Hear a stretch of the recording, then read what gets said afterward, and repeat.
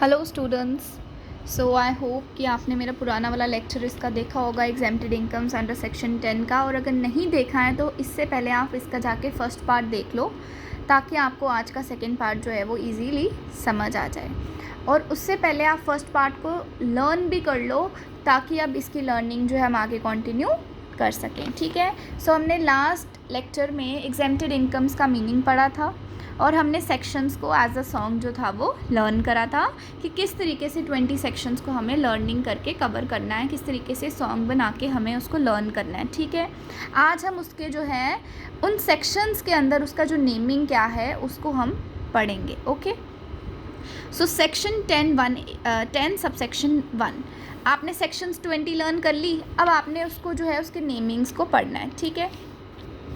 सबसे पहली जो सेक्शन होती है वो होती है एग्रीकल्चरल इनकम के ऊपर। किसके ऊपर होती है? एग्रीकल्चरल इनकम के ऊपर। सेकंड सेक्शन जो होती है वो होती है share of income from the firm. सबसे पहली कौन सी होती है? Agricultural income. और दूसरी कौन सी होती है? Share of income from the firm. Third आ जाता है perquisites and allowances paid by the employees serving outside India. वो परक्विजिट्स और वो अलाउंसेस जो गवर्नमेंट पे करती है उन एम्प्लॉयज़ को जो इंडिया के बाहर काम कर रहे हैं। ये मैंने परक्विजिट्स क्या होता है, अलाउंसेस क्या होता है, ये मैं ऑलरेडी बता चुकी हूँ, आप लेक्चर्स में जाकर देख लो। ठीक है। ये स्पेशली एक बेनिफिट्स होते हैं, ये एक बेनिफिट्स होते हैं जो गवर्नमेंट जो है अपने एम्प्लॉयज़ को देती है। और स्पेशली ये अलाउंसेस जो हैं ये मोस्टली गवर्नमेंट एम्प्लॉयज़ को ज़्यादा मिलते हैं। ठीक है। या ऐसा कह लो कि गवर्नमेंट एम्प्लॉयज़ को ही मिलते हैं। सो उन्होंने कहा कि जो भी गवर्नमेंट एम्प्लॉयज़ को परक्विजिट्स और अलाउंसेस मिलते हैं गवर्नमेंट की तरफ से, वो भी कौन? जो इंडिया के बाहर काम कर रहे हैं, वो सारे क्या होते हैं? एग्जेम्प्टेड होते हैं, उसके ऊपर टैक्स नहीं लगता। नेक्स्ट आ जाएगा ग्रेचुइटी। ठीक है। और नेक्स्ट आ जाएगा commuted value of pension received. अब ये 5 जो है आपने लर्न कैसे करने हैं, आपने इसको कैसे लर्न करना है। मैंने कैसे लर्न करा था? मैंने लर्न करा था यार, सबसे पहले इनकम जो है वो कहाँ से आती है? एग्रीकल्चर से आती है, फार्मिंग से आती है ना। तो मैंने उसको क्या बोला, सेक्शंस तो मैंने लर्न कर ली थी, मैंने एक पेज के ऊपर सेक्शंस भी लिख ली।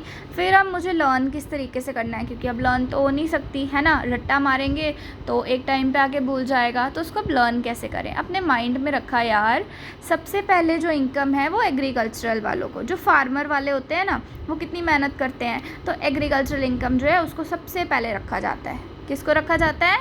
एग्रीकल्चरल इनकम को। ठीक है। फिर उसके बाद अगर एग्रीकल्चर फार्मिंग वाली हो रही है तो फिर आ जाओ अपने सिटी एरियाज़ में आ जाओ, है ना, उधर कंपनीज़ भी होती हैं, फर्म्स भी होती हैं, तो वहाँ से भी तो पैसा आएगा। तो पहली दो कौन सी हो गई? पहले पैसा कहाँ से आ रहा है? एग्रीकल्चर से, जो बिल्कुल सिंपल सोबर फार्मर्स मेहनत करके एग्रीकल्चर से जो है वो पैसा कमाते हैं, तो वो एग्रीकल्चरल इनकम आ जाएगी। ठीक है। दूसरी कौन सी आ जाएगी?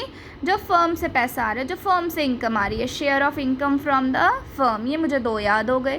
थर्ड, अभी तो भाई मैं अपने देश की बात कर रही हूँ, अब मैं कहाँ की बात करूँगी? अब मैं देश के बाहर की बात करूँगी, उन लोगों की बात करूँगी जो कहाँ पे काम कर रहे हैं? Outside India. तो गवर्नमेंट उन एम्प्लॉयज़ को जो परक्विजिट्स और अलाउंसेस दे रही है वो क्या है? टोटली एग्जेम्प्टेड है। उसके बाद चलो ठीक है भाई, अब हमने देश की बात कर ली, देश के बाहर की बात कर ली, आ जाओ वापस अपने देश में आ जाओ। ठीक है। हमारे देश में ना एम्प्लॉयज़ को ग्रेचुइटी दी जाती है, उन एम्प्लॉयज़ को दी जाती है जो बड़े लॉयल होते हैं अपनी कंपनी को लेकर, कि भाई हमें तो अपनी कंपनी छोड़ के जाना ही नहीं है। तो जो भी एम्प्लॉयज़ 5 साल के लिए अपनी कंपनी के लिए काम करते हैं उनको क्या मिलता है? ग्रेचुइटी मिलता है। ठीक है। उसके बाद क्या आ जाएगा? ग्रेचुइटी आ जाएगी। फिर वो एम्प्लॉयज़ कभी ना कभी जाते भी तो हैं, अब बैठे तो नहीं रहेंगे। एक एज आ जाती है उनकी कि उनको रिटायरमेंट के बाद पेंशन मिलने लग जाती है। तो commuted value of pension received, इस तरीके से हमने कनेक्शन बनाना है लर्निंग का। ठीक है। सबसे पहले क्या करा? सबसे पहले हमने सेक्शंस को लर्न कर लिया और एक पेज पे लिख लिया। फिर अब हम उन सेक्शंस को नाम देने हैं, तो नाम कैसे देने हैं? सबसे पहला नाम क्या आ जाएगा? एग्रीकल्चर से जो पैसा आ रहा है, जो फार्मर्स मेहनत करके जो इनकम अर्न करते हैं, वो एग्रीकल्चर की इनकम आ जाती है। ठीक है।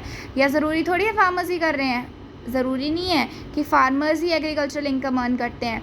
किसी ने जाकर अपनी वो खेतों की ज़मीन पे उन्होंने कोई घर बना दिया, या कोई रेंट ले रहे हैं वो वहाँ से, ठीक है, या वहाँ से उधर शूटिंग हो रही है तो वहाँ से भी जो पैसा आता है उसको भी हम एग्रीकल्चरल इनकम कहते हैं, ठीक है। इसका आगे का बाकी अलग केस आ जाता है, वो मैंने एग्रीकल्चरल इनकम में बताया हुआ है कि कौन सी इनकम एग्रीकल्चरल होती है और कौन सी नॉन एग्रीकल्चर होती है, ठीक है। सबसे पहले कौन सी, एग्रीकल्चरल इनकम। दूसरी कौन सी, फर्म से जो इनकम आ रही है। थर्ड, इंडिया की बात कर ली, आउटसाइड इंडिया जाओ तो आउटसाइड इंडिया से आपको ये पॉइंट याद आ जाएगा। अब वापस से इंडिया में आ जाओ, इंडिया में वो एम्प्लॉयज़ जो कंपनी के लिए बड़ी मेहनत करते हैं, बड़ा लॉयल होते हैं, बड़े पैसे उनके लाते हैं, तो वहाँ पे ग्रेचुइटी आ जाती है, ठीक है। फिर अब भाई वो एम्प्लॉयज़ जो हैं वो कंपनी में ही थोड़ी रहेंगे, रिटायरमेंट के बाद बाहर भी तो जाएंगे। रिटायरमेंट के बाद क्या मिलती है, पेंशन मिलती है। So commuted value of pension received, ये मैंने 5 सेक्शंस लर्न कर ली कि इनका क्या क्या नाम था, ठीक है। अब एकदम से क्या हो गया, एकदम से डिज़ास्टर आ गया। डिज़ास्टर तो कभी भी आ जाता है ना। तो अब जिन लोगों को डिज़ास्टर की वजह से कंपनसेशन मिला है, अब कंपनसेशन में क्या होता है, बहुत लोगों के घर डूब जाते हैं, बहुत लोग के बहुत नुकसान हो जाता है। तो अब अगर गवर्नमेंट उनको पैसा देगी तो वो ये थोड़ी बोलेगी कि तुमने भाई पैसे कमाए हैं अब इस पे टैक्स भी पे करो, नहीं। वो चाहे जितना भी पैसा हो, वो एक कंपनसेशन है जो गवर्नमेंट जो है उनको दे रही है। तो इन केस ऑफ डिज़ास्टर अगर कोई भी नुकसान होता है और किसी को कंपनसेशन मिलता है तो उसके ऊपर हमें टैक्स नहीं देना पड़ता। इसके बाद मैंने कैसे याद करा, ये 6 मुझे याद हो गई, ठीक है। 6 को याद कर लेते हैं। कैसे याद करा हमने सबसे पहले बोला सबसे इजी कौन सी होती है, एग्रीकल्चरल इनकम। फिर दूसरी जो फर्म से आती है, share of income from the firm. Third, outside India जाओ, परक्यूसिट्स और allowances paid by the government serving outside India, जो इंडिया से बाहर है। आ जाओ वापस इंडिया में, ग्रेचुइटी मिल रही है किनको, जो एम्प्लॉयज़ जो है अपनी कंपनी के लिए बड़े लॉयल हैं, 5-5 साल तक काम कर रहे हैं, उन्हें ग्रेचुइटी मिल रही है। फिर कंपनी चले गए छोड़ के, क्यों, रिटायरमेंट हो गई तो पेंशन मिली, commuted value of pension received. और लास्ट में डिज़ास्टर आ गया भाई, डिज़ास्टर में उनको कंपनसेशन रिसीव हुआ इन केस ऑफ डिज़ास्टर, तो उसके ऊपर टैक्स देने की ज़रूरत नहीं है। ये मेरी 6 सेक्शंस के नाम याद हो गए। उसके बाद अब याद रखने हैं, जब यहाँ तक ख़त्म हो जाए 6 सेक्शंस, 4 तरीके की पेमेंट हो रही है। कितने तरीके की पेमेंट हो रही है, 4 तरीके की पेमेंट हो रही है। सबसे पहली payment SPF, statutory provident fund. कहाँ से, स्टैट्यूटरी प्रोविडेंट फंड। 4 पेमेंट्स हो रही है, लिख दो, पेमेंट पेमेंट पेमेंट पेमेंट। कहाँ से हुई, एक हुई स्टैट्यूटरी प्रोविडेंट फंड SPF, दूसरी हुई सुकन्या समृद्धि अकाउंट। कहाँ से हुई, सुकन्या समृद्धि अकाउंट, ये आ गई हमारी दूसरी पेमेंट। तीसरी RPF, SPF चला गया भाई, RPF क्यों पीछे रहेगा, रिकॉग्नाइज्ड प्रोविडेंट फंड। और 10th वाले में कौन सा आ गया, सुपर एनुएशन फंड। मेरी 4 पेमेंट्स जो है क्लियर हो गई। अब क्या हुआ, कंपनसेशन के बाद उन्होंने कहा हमारी 4 पेमेंट्स जो हैं वो बची हुई हैं। कितनी पेमेंट्स बची हैं, 4 पेमेंट्स बची हैं। पहली कौन सी है, SPF, स्टैट्यूटरी प्रोविडेंट फंड। दूसरी कौन सी है, दूसरी है मेरी, दूसरी कौन सी थी, दूसरी थी सुकन्या समृद्धि अकाउंट, सुकन्या समृद्धि वाली थी। SPF चला गया तो RPF क्यों पीछे रहेगा, रिकॉग्नाइज्ड प्रोविडेंट फंड। और मेरा 4th वाला कौन सा था, सुपर एनुएशन फंड, ठीक है। 4 पेमेंट्स क्लियर हो गई। इसके बाद हाउस रेंट अलाउंस ये आया, ठीक है। हाउस रेंट अलाउंस क्या होता है, इसके ऊपर मैं अलग से लेक्चर दूंगी, क्योंकि इसके ऊपर बहुत से क्वेश्चंस प्रैक्टिकल में आते हैं। सैलरी चैप्टर जो हमारा 2nd चैप्टर है, उसमें बहुत ज़्यादा हाउस रेंट अलाउंस का जो है वो जिक्र होता है और इसके ऊपर हमें सीखना भी है। तो हाउस रेंट अलाउंस आ जाता है। नेक्स्ट आ जाता है स्कॉलरशिप। चलो अभी तो हम बड़ी बड़ी चीज़ों की बातें कर रहे थे, अब हम बच्चों पे आ जाते हैं, है ना। बच्चों को स्कॉलरशिप मिलती है, अब वो बच्चों का थोड़ी कसूर है कि अब हमें स्कॉलरशिप में पैसा मिला है तो अब हम जाके गवर्नमेंट को टैक्स पे करेंगे। नो, वो स्कॉलरशिप उन्हें पढ़ाई के लिए मिलती है ना, तो स्कॉलरशिप पे कोई भी टैक्स पे नहीं करना। Daily allowances of MPs, MLAs, MLCs, member of parliament, member of legislative council, member of legislative assembly, okay, तो इनके जो भी डेली अलाउंसेस मिलेंगे ये टोटली एग्जेम्प्टेड होते हैं टैक्स से। अब awards instituted by the government ने बच्चों को स्कॉलरशिप दी तो उनको अवार्ड्स भी तो मिलते हैं। अवार्ड्स जो है वो कैश प्राइज़ में होते हैं बहुत बार, कि आपको इतना कैश मिला, आपको इतना कैश मिला, तो ज़रूरी थोड़ी अब उस कैश पे उनको टैक्स पे करना है। तो awards instituted by the government. अब आ जाती है इनकम। कितने टाइप की इनकम आ जाती है? 1 2 3 4 5। ये तो हम ऐसे ही याद कर लेंगे। पेमेंट्स 4 टाइप की थी तो अब उन्होंने इनकम भी ली। इनकम कहाँ कहाँ की? Income of local authority, income of some professional institutions. पहले लोकल अथॉरिटी की बात करनी है, फिर प्रोफेशनल इंस्टीट्यूशंस की बात करनी है कि वहाँ से इनकम आ रही है। तीसरी इनकम म्यूचुअल फंड से आ रही है। चौथी income employees state insurance fund से आ रही है। और पांचवी इनकम कहाँ से आ रही है? Child clubbed under section 64(1). Child club का मतलब हो गया जब छोटे बच्चे पैसे कमाने लग जाते हैं ना, तो उनकी इनकम उनके पेरेंट्स में जो है वो काउंट होती है। ठीक है, तो अब ज़रूरी थोड़ी है कि पेरेंट्स अब उसके ऊपर टैक्स पे करेंगे, नहीं। तो वो जो बच्चों का पैसा होता है उसको बाहर निकाल कर पेरेंट्स को टैक्स पे करना होता है। तो वो जो चाइल्ड की इनकम होती है वो अलग से एग्जेम्प्टेड हो जाती है। लास्ट में हमने बोलना है भाई न्यू सिस्टम आ गया किसका? पेंशन का। बात ख़त्म। New pension system trust. So हमने इस तरीके से इसके नाम जो है वो याद कर लेने हैं किस किस तरीके से। सबसे पहले कौन पैसा कमाता है? एग्रीकल्चर से पैसा आता है, एग्रीकल्चरल इनकम। दूसरा फर्म से इनकम आई। तीसरा इंडिया से बाहर जाओ भाई, इंडिया के बाहर भी तो एम्प्लॉयज़ हैं, उनको जो गवर्नमेंट परक्यूसिट्स और अलाउंसेस दे रही है वो वाला। फिर gratuity, commuted value of pension received. उसके बाद डिज़ास्टर आ गया, हमें कंपनसेशन मिली, हम क्यों दे पैसे। फिर उसके बाद 4 पेमेंट्स हैं, SPF, Sukanya Samriddhi account, RPF और सुपर एन्युएशन फंड।